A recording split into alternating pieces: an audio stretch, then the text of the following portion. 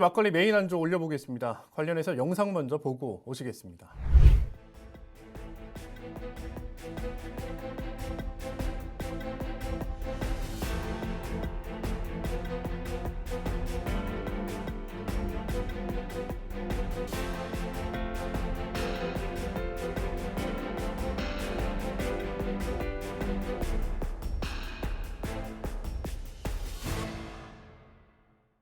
네, 보신 것처럼 지난 5월 2일이었죠. 전주에서 음식물 쓰레기를 처리하는 시설에서 폭발 사고가 발생했습니다. 자, 노동자 5명이 중증 화상을 입고 치료를 또 받고 있는데요. 도대체 왜 무슨 이유에서 이런 사고가 발생했는지 그 원인은 무엇인지 짚어보고 또 대책은 없는지 또 이야기 나눠보겠습니다. 함께한 분들 소개하겠습니다. 먼저 법무법인 모학의 최영호 변호사 나왔습니다. 어서 오십시오. 예, 안녕하세요. 최영호입니다. 네, 그리고 노동자를 대표해서 나오셨습니다. 민주노총 공공운수노조 전북본부의 손종명 국장이십니다. 어서 오십시오. 네, 손종명입니다.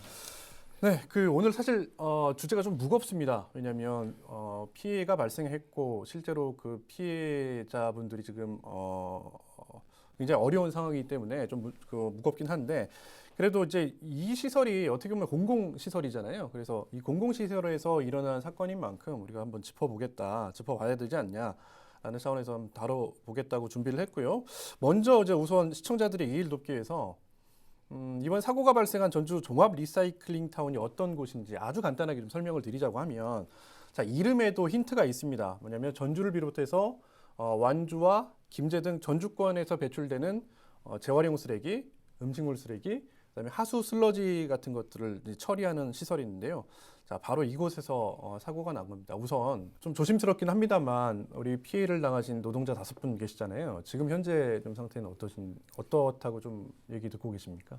사실 뭐 저희 조합원 분들은 아니시다 보니까 좀 제가 말씀드리는 게 조심스럽긴 합니다. 그런데 좀 언론 보도나 그런 걸 통해 가지고 알려진 내용들로 해가지고 말씀드린다고 하면은 어쨌든 전신 화상을 다들 입으셨고 좀 정도의 차이는 있긴 하지만 42.5%, 85%까지 전신의 화상을 지금 입으신 걸로 보도가 되고 있고요.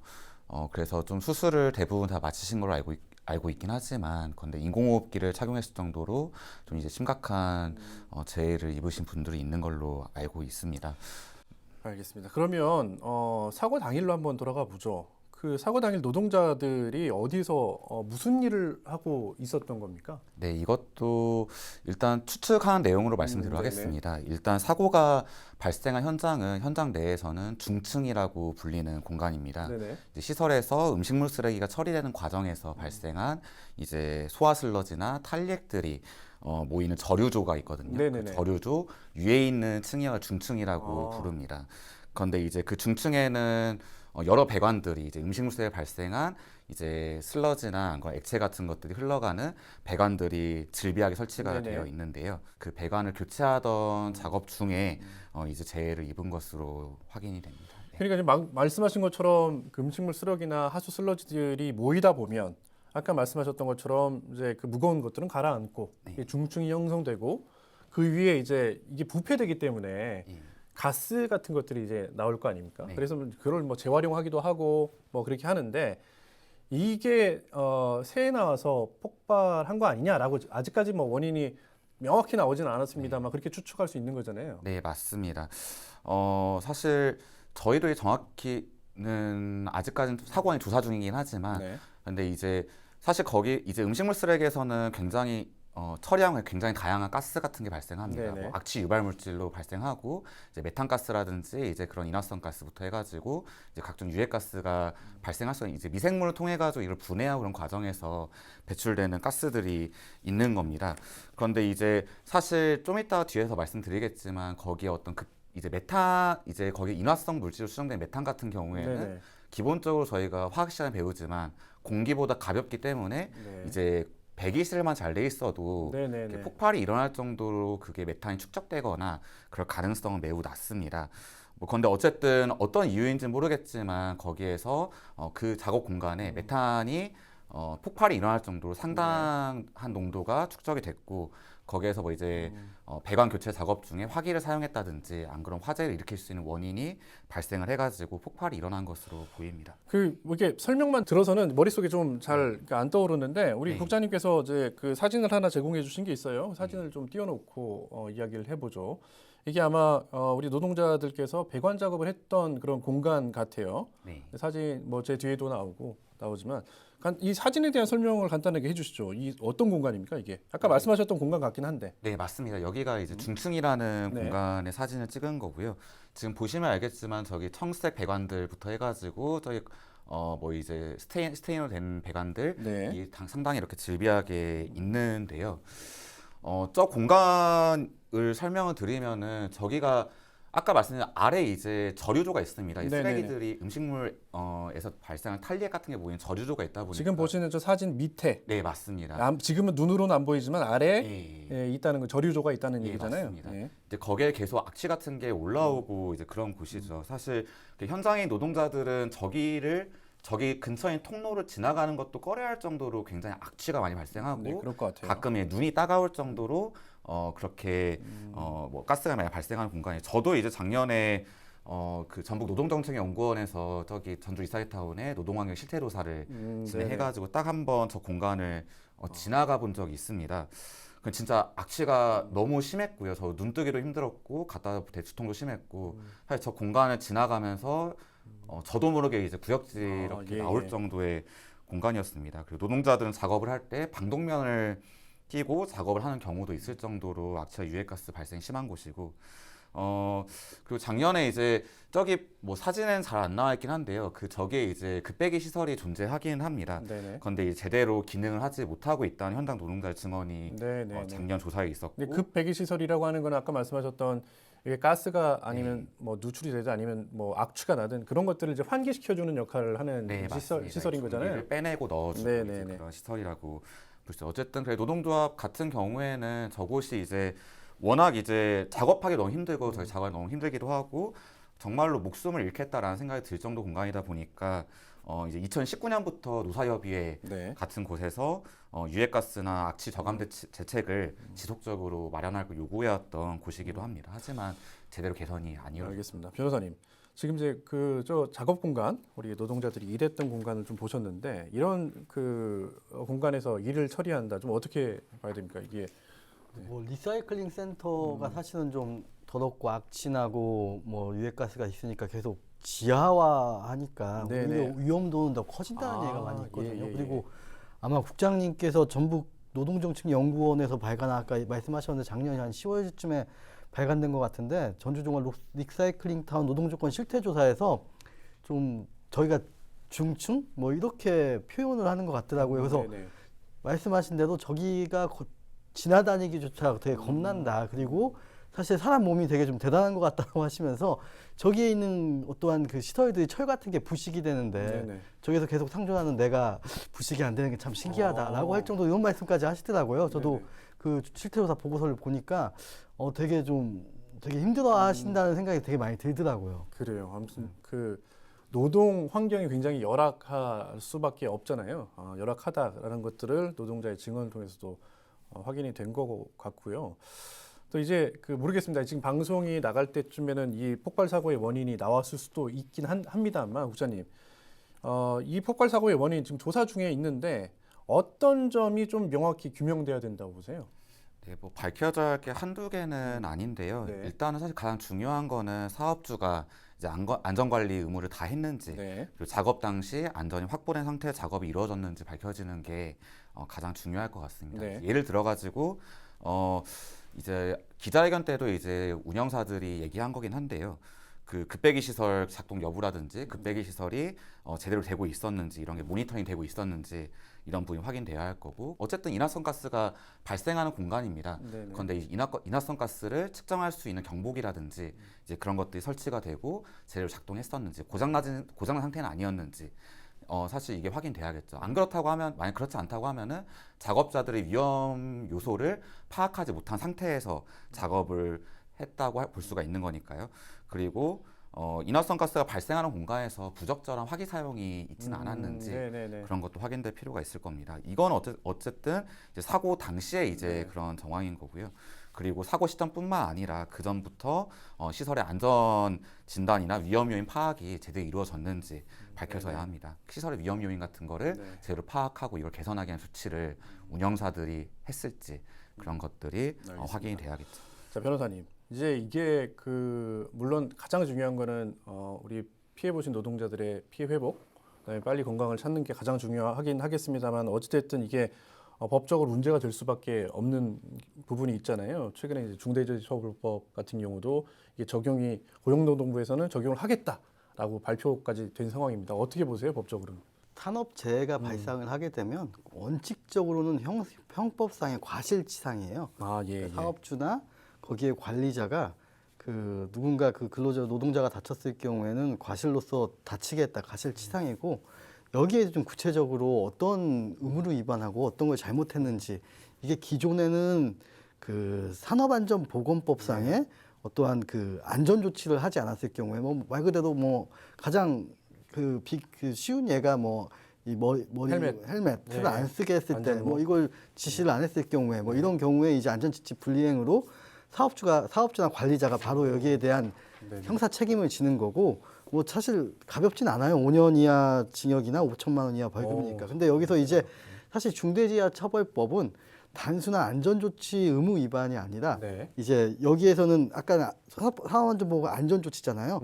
중대재해처벌법은 이제 안전 및 보건 확보 의무예요. 그래서 의사결정권자가 과연 제대로 이 안전을 위한 경영을 제대로 했냐. 그래서 어떤 시책이나 이런 마련이나 어떠한 이 계획 마련이나 실행되는지 제대로 점검을 했냐. 그러니까 사고 이전에 사고의 직접적인 원인이 되는 건 산업안전보건법이지만 전체적으로 이걸 의무를 안 했다고 하면은 더 큰 벌을 사실 사업주에게 내리겠다. 사실 이게 되는 거고 아마 이제 중대재해처벌법 대상이 될 거예요. 죽지 않았어도 2명 이상의 이제 장기간 치료를 요구하는 중상해가 발생했기 때문에 중대재해처벌법은 가능하고 아마 큰 이변이 없는 한 이렇게 가스가 폭발이잖아요. 그렇죠. 사실 이게 책임이 없다고 보기가 힘든 상황이겠죠. 그래요. 방금 말씀하셨던 것처럼 6개월 이상의 치료를 요하는 치료자 2명이 이상이 발생했을 경우에는 중대재해처벌법의 대상이 됩니다. 그래서 이제 고용노동부도 이게 중대재해법에 적용된다 그렇게 판단을 한 것 같습니다. 자, 이제부터는 이제 왜 이런 일이 좀 발생했는지 약간 구조적인 문제를 좀 짚어보고 싶은데요. 자, 이곳의 운영사가 무려 4곳입니다. 컨소시엄을 구성해가지고 출자한 회사가 4곳인데 그리고 같이 공동 운영을 하고 있는데요. 자, 여기에 들어가는 예산도 사실 상당하죠. 건립할 때부터 1,000억 원이 넘는 예산이 들어갔고 지금도 운영비로 매년 100억 넘게 좀 투입되고 있는 거 아니겠습니까? 네, 맞습니다. 네, 먼저 좀 사업 구조부터 좀 하진 않겠지만 사업 구조부터 좀 설명을 드리도록 하겠습니다. 일단 전주 리사이타운은 이제 BTO 민자투자 사업, 그냥 수익형 민자투자 사업으로 지금 운영이 되고 있습니다. 쉽게 말하면 이제 민간 사업자가 투자해가지고 시설을 건설을 한 다음에 이 시설에 대한 소유권은 지자체 전주시에다가 넘기고 그리고 지자체는 투자한 이제 민간 업체한테 일정 기간 동안의 운영권을 이제 보장해 주는 겁니다. 그럼 이제 민간 업체들은 이 운영 기간 동안에 운영을 함으로써 어떤 수익을 발생시켜가지고 자신의 투자 자금 같은 거를 이제 회수하는 그런 방식입니다. 그 전주 리사이타운 같은 경우에는 이제 2016년부터 2036년까지 20년 동안 민간 사업자들 시설 운영권을 설정되어 있습니다. 그리고 운영사가 4개 회사라고 하셨는데 사실 이것도 올해 2월 1일 전까지는 정확히는 사업에 참여, 투자한 회사가 4곳이었다라고 보는 게 정확할 것 같습니다. 이제 전주 리사이타운 사업에 이제 참여하기 위해서 태영건설하고 에코비트 워터, 당시 TSK 워터입니다. 초기에는 그리고 성우건설, 한백건설 이렇게 4개 회사가 출자해가지고 전주 리사이클링 에너지라는 특수목적 법인을 만듭니다. 그리고 전주시는 이 특수목적 법인하고 전주 리사이클링 타운 민자투자 사업에 대한 실시 협약을 체결했습니다. 실시 협약 상에서는 평가 단계, 그러니까 건설 이제 실제 사업을 준공하기 전에 네. 평가 단계에서 직접 운영을 수행하는 것을 평가받은 출자자나 네. 이건 사업에 참여 확약서를 제출한 전문 운영업체라고 네. 정의하고 있고 이제 사업 시행자가 해당 업체하고 위임 또는 위탁 계약을 체결해야 한다. 그러니까 이제 사업 시행자가 이제 그런 업무를 수행하도록 계약을 체결한 자를 운영사라고 할 수 있습니다. 즉 원래 4개 업체는 운영사라기보다는 이제 출자회사, 투자회사라고 볼 수가 있고 시설을 실질적으로 운영하는 운영사는 운영 능력을 갖추고 있는 투자회사나 아니면 투자회사가 아닌 다른 전문 운영회사라고 네. 할 수 있습니다. 근데 이건 좀 뒤에서 좀 추가적으로 말씀드리겠지만 말씀하신 것처럼 그런데 현재 운영사는 그 네 업체가 공동 운영하는 것으로 네. 네. 되어 있긴 합니다. 올해 2월 1일자로 전주시가 전주 리사이클링탄의 운영사를 4개 업체의 공동 운영으로 승인했기 때문이죠. 근데 공동 운영 승인되긴 했지만 실제로 그 시설을 실질적으로 운영하고 있는 건 성우건설 단독입니다. 주관 운영사라고 표현을 하잖아요. 네, 이렇게. 그렇죠. 그래서요? 네, 근데 이 주간 운영사 부분 같은 경우에는 사실 이제 시설 사업 기본 계획이나 실시협약이나 이런 공식 문서상으로는 존재하지 않는 용어입니다. 네네. 이 주간 운영사가 존재하는 거는 이제 그 4개 업체들 간에 체결한 그 계약서가 있는데 네. 그 계약서 안에서만 존재하는 용어이기 때문에 사실 그게 공식적인 용어라고 볼 수는 없고 예산 부분 같은 경우에는 일단 시설 건설 당시에 전주시가 사업비 중 10%를 투입했고요. 여기가 1,100억 원 정도의 네네. 사업 규모였으니까 10억 원 정도를 투입했고 그리고 전주에 발생한 음식물 쓰레기라든 폐기물을 처리하는 비용으로 매년 이제 120억 원에서 네. 130억 원 정도를 지급하고 있습니다. 알겠습니다. 상당한 예산이죠. 자, 이제 사고 직후에 그 운영사들도 기자회견을 냈고 입장을 또 냈습니다. 그 내용도 한번 들어보고 오시겠습니다.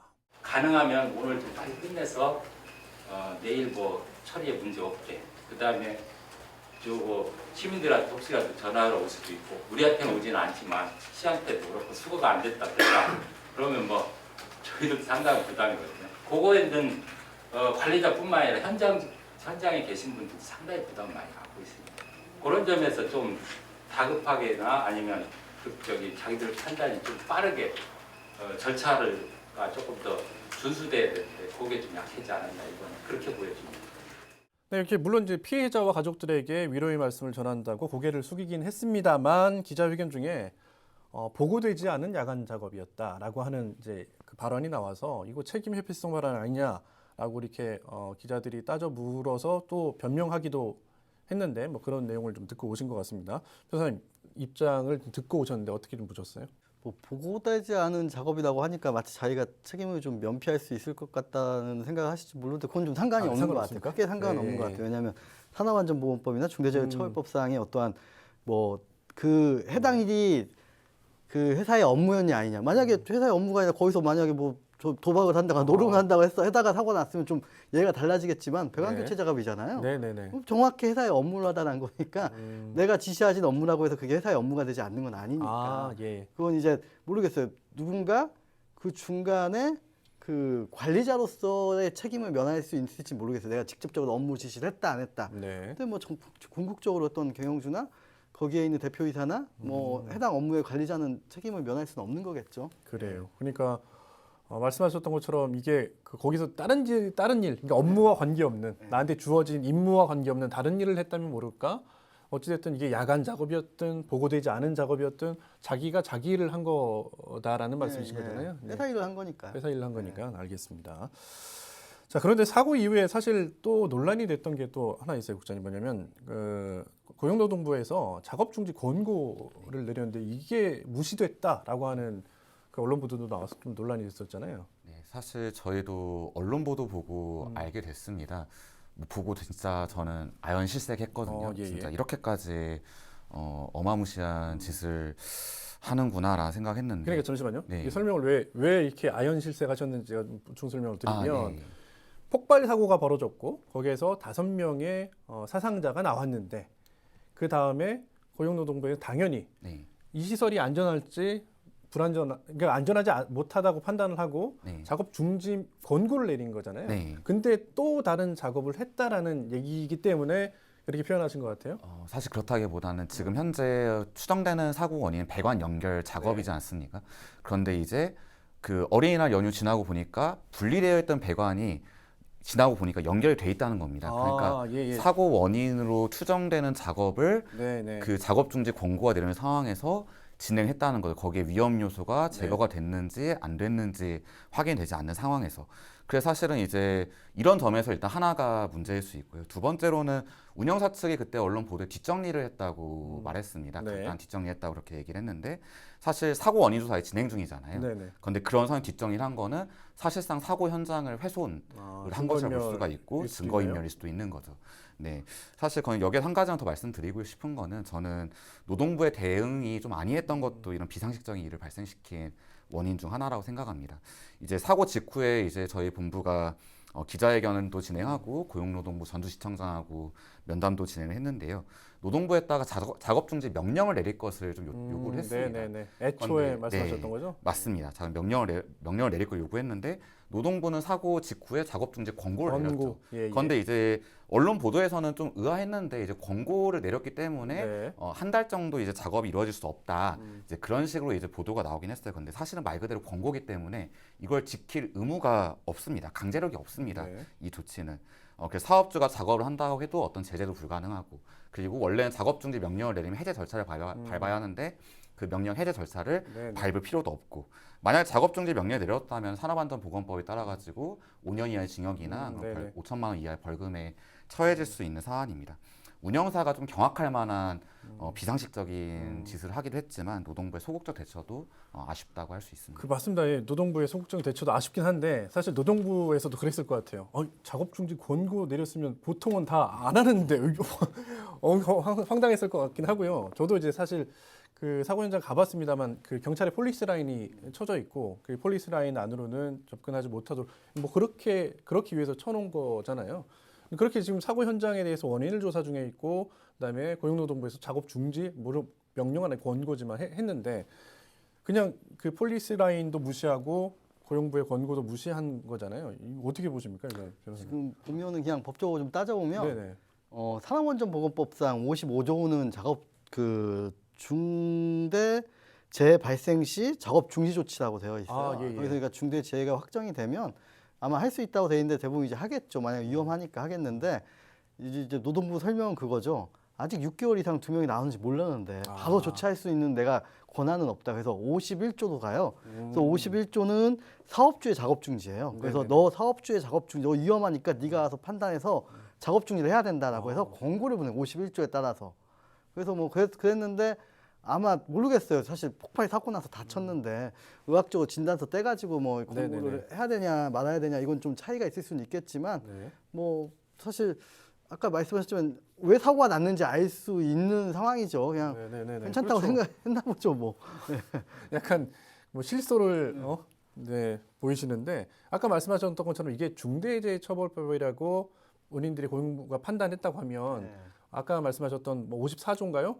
그게 적용돼 있을 것 같은데. 55조가 적용됐을 것 55조. 같은데. 근데 이게 아직은 뭐 중대재해처벌법 진단서도 없고 예, 뭐도 없으니까 서류상 근거가 없어서 와. 못했다 뭐 이런 거겠죠. 아마 그런 거 예, 같네요. 예. 그러니까 말씀하셨던 것처럼 굉장히 안일한 대처 같긴 한데요. 자, 이런 상황에서 그러면 아까도 잠깐 제가 뭐 BTO 사업 설명하면서 이게 나중에는 이제 관리 주체가 어떻게 되냐를 놓고 또 논란이 뭐 이건뿐만 아니라 뭐 대부분 다 그렇습니다. 이런 BTO 사업 같은 경우는.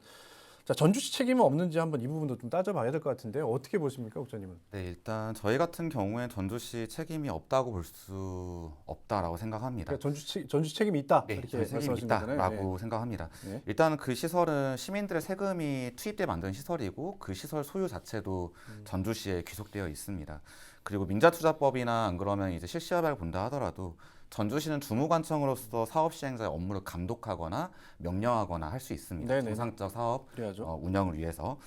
그리고 이미 계속 변호사님도 언급하신 내용이긴 하지만 이제 작년에 진행 노동조건 실태조사에서도 지금 사고원이 추정되는 걸 똑같이 언급했습니다. 이제 유해가스라든지 환기라든지 안 그런 악취라든지 이제 이런 것 다 언급이 됐던 내용이고 그 당시 이제 실태조사 결과를 발표할 때 전주시도 그 자리에 참석을 했었습니다. 다 듣고 네네. 갔습니다.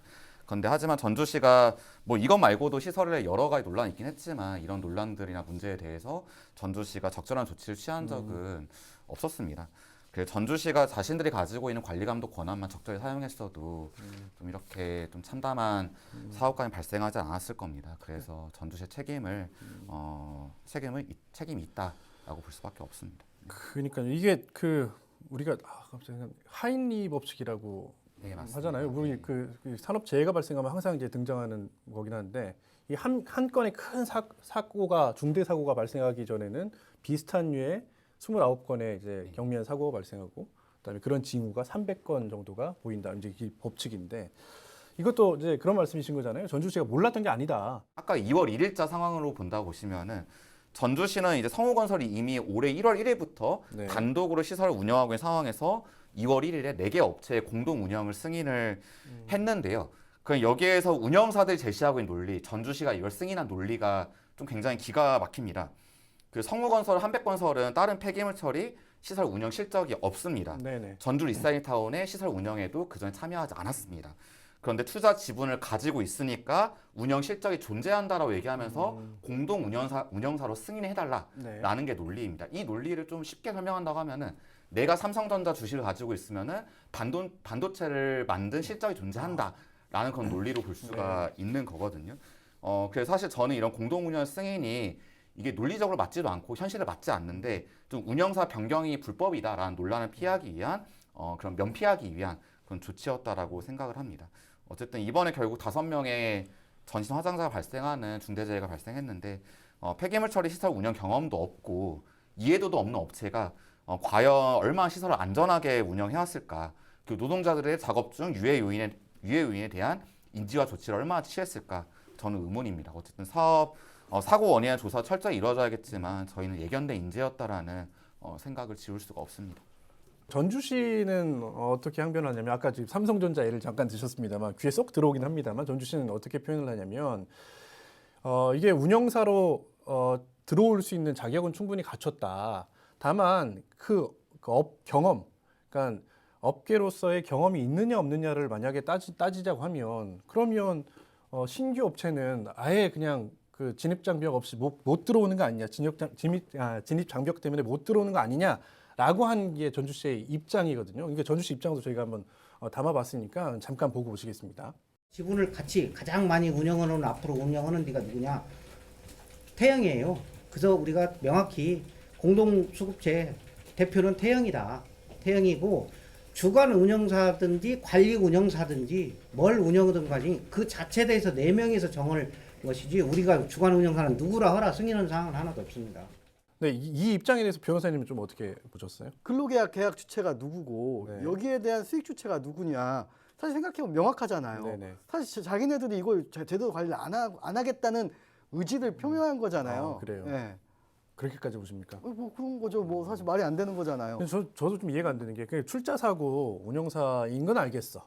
그러면 능력이 있는 새로운 업체를 모집해서 그 좀 하면 안 되나? 여기서 전주시의 말이 좀 합리적이려고 네. 한다면은 리사이클링 센터가 운영을 해버리면 될 것 같아요. 예. 예, 거기서 그냥 직접 고용계약 맺고 네, 네, 직접 운영을 해버리면은 법인 주체에서 명확하게 이 주체가 드러나는데 사실 왜 또 거기서 이 투자자들끼리 누구 하나를 지목해서 운영사로 하는지 사실 지금 여기는 모르겠어요. 근로계약을 태영이랑 맺어요, 뭐 에코비트랑 맺어요, 한백이랑 맺어요. 내가 거의 그 직원이라고 한다면 사실 성과랑 맺은 거잖아요. 네네네. 그럼 명확하게 그 운영사가 드러나는 건데 네. 또 계속 무슨 눈 가리고 아웅하는 건지 왜 그러는지 잘 모르겠어요. 네네네. 네. 그 애초에 사실은 이제 이게 그런 문제도 있었어요. 그러니까 그 당초에 그 약속을 할 때 사업 계획서 같은 걸 뭐 쓰지 않습니까? 근데 사업 계획서도 사실은 없어져가지고 시의회에서도 이 사업 계획서 어딨냐 그랬는데 그 시에서도 없어졌다. 뭐 그렇게 답변하는 것도 있어. 아무튼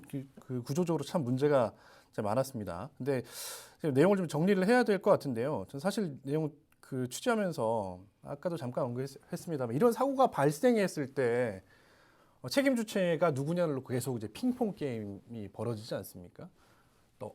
뭐 직접적으로 네가 책임이야 그렇게 얘기는 하진 않지만 오늘 관계자들의 인터뷰를 쭉 보셨겠지만 서로 내 책임은 아닙니다라고 하는 게 그 안에 좀 깔려 있는 건데 좀 정리해서 이런 책임의 주체 좀 명확히 할 필요가 있다라고 보는데 좀 어떻게 보시는지 국장님. 당연하다고 생각합니다. 사실은 아마 이 인터뷰를 보시는 느끼셨겠지만 여기 사업 구조가 굉장히 복잡하고 네. 그럼 그래 지금 대체 실질적으로 운영하고 있는 데는 어디고 실책임자는 어디고 뭐 공동 운영사는 뭐고 주관 운영사는 뭐고 네네 맞습니다. 그냥 운영사는 뭐고 사실 이제 이런 부분들이 다 뭐 이제 SPC라는 용어가 나오고요. 사실 이렇게 돼 있다 보니 저는 이건 민자투자 사업이라는 그 방식으로 이게 진행됐기 때문에 좀 발생하는 문제라고 네. 생각하기도 합니다. 이제 민자투자 사업 발생 이렇게 해버리고 이거를 전주시가 좀 여기에 적절한 개입을 했다고 하면 모르겠는데 그것도 아니고 이제 민간 운영사들이 이걸 되게 방만하게 운영하고 좀 문제가 많게 운영한 데 불구하고 이걸 어떻게 책임져라 또는 전주시가 법적으로 뭘 조치하면서 이제 이건 네가 책임져야 돼 라는 그런 근거들을 쭉 만들어 왔다고 하면은 네. 이번 사태로 그런 거에 책임을 묻기가 훨씬 더 용이했겠죠. 근데 사실은 그동안 그러지를 않았던 거고 이제 지금 와가지고 이제 사실 그저께였죠. 이제 전주시가 태형건설 뭐 만나고 운영사 만나가지고 네. 협의하고 그랬던 게 그러니까 이제서야 좀 이런 사고가 발생하니까 이제 누가 책임져라라는 걸 따지고 있는 겁니다. 네네. 사실 이게 항상 뭔가 이제 다른 현장에서도 중대재해가 산재가 발생하면은 좀 이런 문제가 발생하는 것 같은데 민간이 타고 업체 사고가 발생했으면은 네. 누가 책임질 거냐, 어디까지 책임질 거냐 이런 계속 논란이 발생하는데 사실 사고가 발생해야만 이런 책임을 따지게 된 이런 부분들 안타깝네요. 좀 안타깝고 좀 반드시 개선돼야 하는 부분 아닌가 싶습니다. 알겠습니다. 네. 이제 마지막으로 변호사님, BTO 뭐 얘기도 좀 했습니다만 이제 사고가 발생했을 때 이제 결국에는 책임이 누구냐 이렇게 따지는 안타까운 현실도 우리 뭐 방송 내내 계속 그 얘기를 했습니다만 좀 앞으로 이런 부분들을 개선하려면 어떤 게 좀 필요하다고 좀 보세요?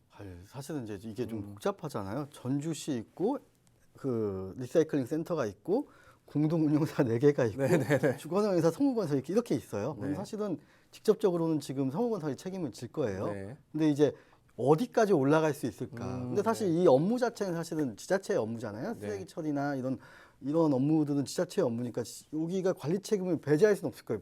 여기서 좀 아니라게 생각하지 말아야 될 거는 형사 책임이 어렵다 할지라도 네. 행정적 징계 책임은 이거는 손을 놔서는 안 될 것 같아요. 분명히 네네. 왜냐하면 작년 10월에도 여기에 대한 근로 조건에 대해서 충분한 얘기가 됐고 네. 사실은 작년 말에도 이거 성우건설이 과연 이걸 해도 되냐에 대해서는 충분한 문제 제기가 됐는데 그래서 괜찮다. 우리는 모르겠어. 민간이 다 알아서 하는 거다. 운영사도 알아서 우리가 하는 거다 했는데 본인들 권한이 있음에도 충분히 그냥 손을 놨잖아요. 네네.